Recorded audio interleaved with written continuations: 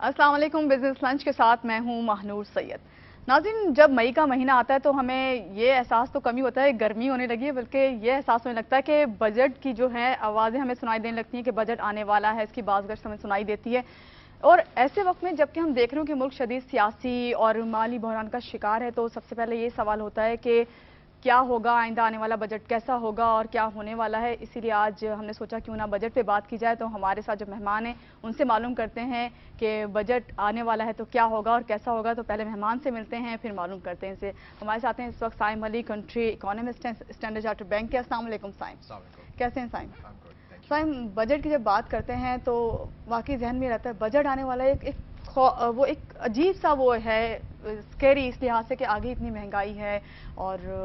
انسان کا مشکل ہو گیا، ہماری خاص طور سے ہماری عوام کا یہ کہا جاتا ہے کہ چاہے آپ کسی چیز میں بھی لے لیں کہ مہنگائی ہے، تو اب بجٹ کیا کرے گا، کہ کوئی نیا بم تو نہیں بلاسٹ ہونے والا بجٹ کے نام پہ۔ تو پہلے تو یہ بتائیے کہ جو بجٹ ہے تو ایک اعداد و شمار کا میں نے جیسے کہ آپ سے ذکر کیا ہے، گورکھ دھندا ہوتا ہے، تو یہ اعداد و شمار کا کہا جاتا ہے کہ گورکھ دھندا ہے۔ پہلے تو میری سمجھ میں ہی نہیں آتا، آج تک آیا ہی نہیں کہ یہ ایک عام آدمی پر کس طرح اثر انداز ہوتا ہے، تو کیا کہیں گے آپ اس پر؟ جی بالکل، دیکھیں پچھلے کافی سالوں سے اسپیشلی لاسٹ 3 ایئرز جو ہم دیکھ رہے ہیں بڑے ٹف بجٹس آئے ہیں، جس سے ایک تو ٹیکسز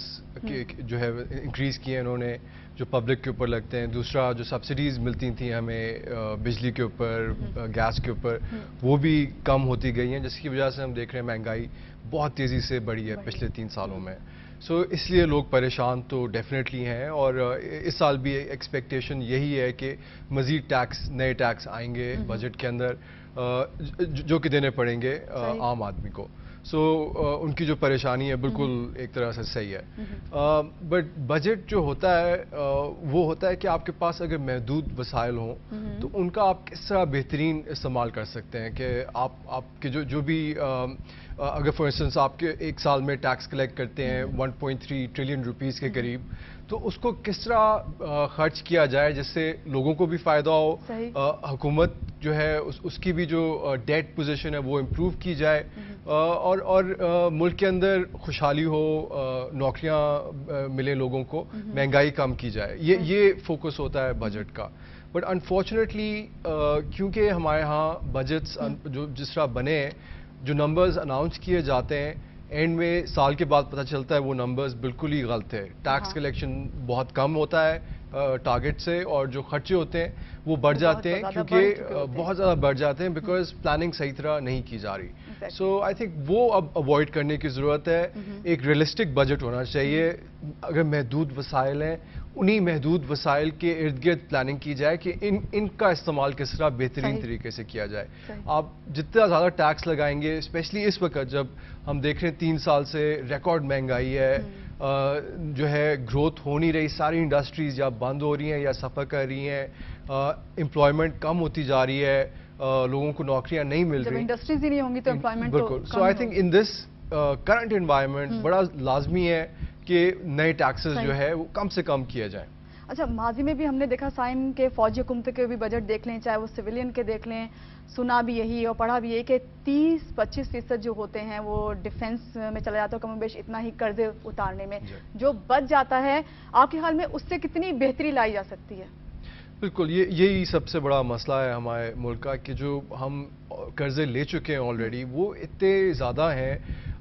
کہ ہمیں مزید قرضہ لینا پڑتا ہے ان کو واپس کرنے کے لیے۔ سو ہر سال ہم دیکھ رہے ہیں کہ قرضہ ہمارا بڑھتا جا رہا ہے، اور سمجھ نہیں آ رہی کہ کہاں پہ جا کے رکے گا، کوئی اسٹریٹجی نظر نہیں آ رہی اس وقت ہمیں کہ یہ کس طرح کم کیا جائے گا۔ آلریڈی عوام جو ہے اس کے اوپر بوجھ ہے، نئے ٹیکسز آتے ہیں، ہر 2-3 مہینے بعد بجلی کا بل بڑھ جاتا ہے۔ سو آئی تھنک ذرا فوکس کرنا پڑے گا، اسپیشلی اب کیونکہ اگلا سال شاید الیکشن ایئر بھی ہوگا، سو بڑا لازمی ہے کہ ایک پولیٹیکل گورنمنٹ سوچے کہ کس طرح ہم مینیج کریں کہ لوگوں کے اوپر بوجھ کم سے کم کیا جائے۔ اب انفارچونیٹلی جو ہمیں آئی ایم ایف کے اندر بھی، ہم ایک پروگرام کے اندر بھی ہیں، بالکل آئی ایم ایف کی آپ نے بات کی، اس کی قسط ملنے میں مشکل ہو رہی ہے، ابھی اس کا کیری لوگر بل کا بھی ہم سن رہے ہیں کہ اس میں بھی کمی کی جا رہی ہے، کیا یہ ہوگا کیا؟ بس یہ اب آئی تھنک کافی جو ہے نا سوچنا پڑے گا گورنمنٹ کو کہ جو فنڈنگ آنی تھی ان کے پاس وہ نہیں آ رہی. سو اب کس طرح ہم مینیج کریں گے, اور اس کو مینیج کرنے کا وہی سب سے آسان طریقہ ہے کہ آپ ادھر ٹیکسز لگائیں جہاں پہ گروتھ ہو رہی ہے, جو اس وقت کرنٹلی ٹیکس نہیں دے رہے لوگ ان کے اوپر لگائیں, جو دے رہے ہیں ان کے اوپر کم کیا جائے. سو وہ اب دیکھنا ہے کہ کیا ایگریکلچر کے اوپر ٹیکس لگتا ہے, کیا پراپرٹی کے بزنس پہ ٹیکس لگتا ہے, کیا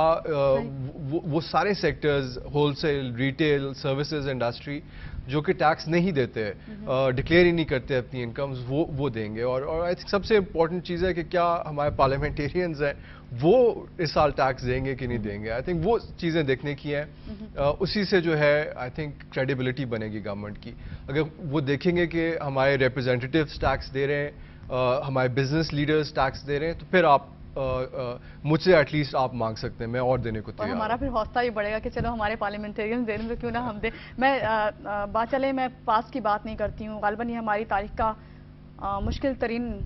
سال ہوگا کہا جا رہا ہے. سیاست کی طرف نہیں جانا چاہ رہی میں, لیکن میں پھر بھی بات کروں گی ایبٹباز آپریشن کی. کس حد تک سیاست جو ہے اثر انداز ہوتی ہے ہماری معیشت پر؟ دیکھیں اس وقت تو پاکستان کے بارے میں کوئی بھی بات جو کرتا ہے وہ شروعی سیکیورٹی سچویشن سے ہوتی ہے اور ختم ہوتی ہے ہماری پالیٹکس کے اوپر. اکانومی کی فنڈامنٹلز کے اوپر کوئی بات ہی نہیں کرتا اس وقت. آلدو کہ بڑی اچھی ویلیو ہم دیتے ہیں, جو بھی انویسٹرز پیسے ڈالتے ہیں پاکستان میں, ریٹرنز بڑے زبردست ان کو ملتے ہیں, مگر انفارچونیٹلی ڈسپائٹ دیٹ فیکٹ کوئی آنے کو تیار نہیں ہے, کیونکہ وہ ایک طرف دیکھتے ہیں کہ جی اسامہ بن لادن پاکستان میں سے مل رہا ہے, ریلیشنز امریکہ کے ساتھ خراب ہو رہے ہیں, انڈیا کے ساتھ ریلیشنز خراب ہو رہے ہیں. اسی طرح ہم دیکھتے ہیں کہ ہماری گورنمنٹ جو ہے ڈیڈ لائنز آ رہی ہوتی ہیں کہ یہ